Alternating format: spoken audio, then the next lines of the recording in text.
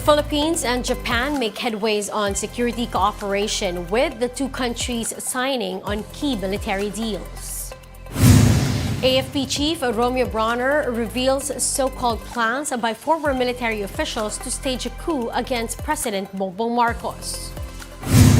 And pump prices could see a rollback next week, potentially ending straight weeks of price hikes for gasoline.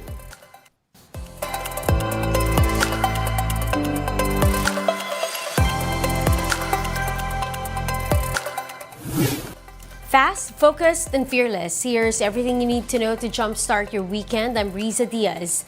The Philippines and Japan reaffirmed their bilateral ties at a meeting between President Bongbong Marcos and Japanese Prime Minister Fumio Kishida at the Malacañang last night. The two leaders discussed Japan's official security assistance to the Philippines worth 600 million yen, or over 250 million pesos. The financial aid is meant to beef up the Philippines' military capabilities. Now, this includes budgets for coastal raiders, which can help with the Philippine Navy's maritime surveillance. Additionally, the two leaders also agreed to begin negotiations on a reciprocal access agreement, which allows joint drills and troop visits between the Philippines and Japan. We are cognizant of the benefits of having this arrangement, both to our defense and military personnel and to maintaining peace and stability in our region. The two leaders also reaffirmed their positions on the issue in the West Philippine Sea. We shared serious concerns about the situation in the East China Sea and the South China Sea, and that attempt to unilaterally change the status quo by force is unacceptable. The two countries also signed a memorandum of cooperation on the mining sector. President Marcos will also visit Tokyo this December for an upcoming ASEAN-Japan friendship and cooperation. Meanwhile, Armed Forces Chief General Romeo Bronner confirms that some former AFP officers are behind the destabilization attempts against the Marcos Jr. administration. Speaking at the change of command ceremony for Western Mindanao Command, Bronner said there were calls to stage protests and overthrow the president. The AFP chief said he was able to personally talk to some of the instigators. Panawagan ko sa ating mga kasundaluhan, officers and enlisted personnel, huwag tayong sumama sa mga ganitong mga movements. Once we find out that any one of our active personnel are involved in this, we will act swiftly. Let's give our country a chance to move forward to progress. Fishing magnate Francisco Chu Laurel Jr. has been appointed as Agriculture Secretary. Mobile journalist Julie Baiza with the details. For the new Secretary of the Department of Agriculture, business tycoon Francisco Chu Laurel Jr. is a major player in the country's agriculture sector. Laurel has been in the fishing industry, seafood processing, and other agricultural businesses for more than 3 decades. According to Marcos Jr., they finally found an official who understands very well the problems of the sector. Nagsimula siya sa pangingisda, ngunit na yung mga iba't ibang panig ng agrikultura ay ninapasukan na niya. Kaya nauunawaan niya hindi lamang kung ano yung problema, kung hindi ang mga solusyon sa problemang yun. Chu Laurel will replace Marcos, who has held the DA Secretary post since he assumed the presidency last year. The chief executive also explained why he held on to the position for quite some time. Was that I truly believed, and I think I was proven right, that there are many things that only a president could do. And the problems were so important and were so deep that I felt that the authority. Asked about his marching orders for the new DA chief, the president said he wants Chu Laurel to control the surging prices of agricultural commodities and mitigate climate change. Well, the obvious one is trying gain control of the prices of all the agricultural commodities that are going up. At tinatamaan tayo ng, yun na nga, yun na pag-usapan ko, climate change, alam nyo na lahat yung swine flu, alam nyo na lahat yung avian flu na tumatama sa atin.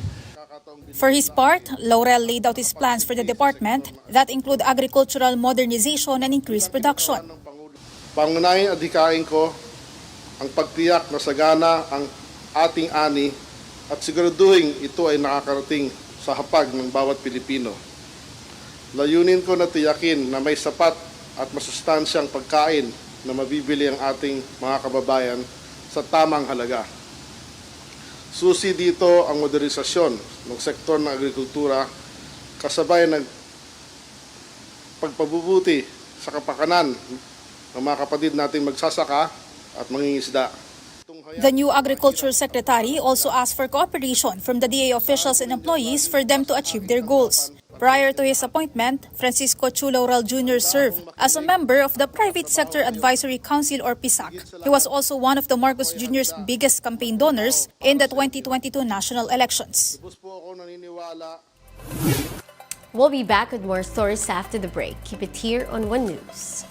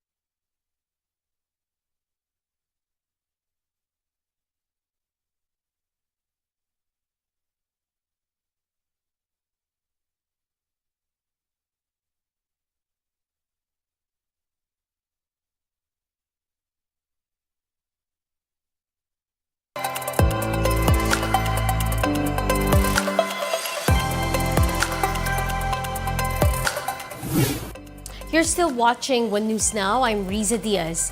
The Energy Department expects a fuel price rollback next week. Now, based on the 4-day trading analysis, gasoline will be cheaper by up to 60 centavos per liter, while diesel prices will roll back by up to 1 peso and 30 centavos a liter. Kerosene prices are also expected to go down by up to 1 peso and 5 centavos. This forecast, however, still depends on the results of Friday's trading. Meanwhile, Meralco consumers can expect their power rates to jump again this month. This is because of higher generation charges, price increases in the wholesale electricity spot market, and higher prices of natural gas from the Malacañang. Meralco's rates rose for the second consecutive month in October due to higher generation and transmission charges. The Philippine government expects Filipinos stranded in Gaza to be able to cross the Rafah border today. Marcos Jr. said this is a promise from Israeli President Isaac Herzog. Now, once the Filipino repatriates are in Egypt, the Philippine government vows full assistance. So far, over 100 Filipinos are waiting to exit war-torn Gaza through the Rafah crossing. 2 Filipino doctors have already done so earlier this week. That is what they promised us, Saturday daw at the latest. So that's what nakahanda naman lahat ng ating mga bus, nakahanda na yung mga embassy natin sa Cairo, na napunta, nandun lang sila, matagal na sila nag-aantay dun sa tawiran, yung Rafah crossing. And they are ready for when the time comes na tumawid na ang mga Pinoy, dadalhin at pauwi. Meanwhile, Israeli Prime Minister Benjamin Netanyahu met with U.S. Secretary of State Antony Blinkin in Tel Aviv on Friday. The United States top diplomat is pushing for humanitarian pauses in the Gaza war. after Israel said its troops had surrounded the Palestinian enclave's biggest city. Now, Blinkin is also set to discuss with Netanyahu concrete steps to minimize harm to civilians in Gaza. The White House said any pauses in fighting should be temporary and localized. It has dismissed calls from Arab and several other nations for a full ceasefire in the war. Now it's on its 28th day. Now, Hezbollah leader Syed Hassan Nasrallah warns that a wider conflict in the Middle East is, quote, a realistic possibility.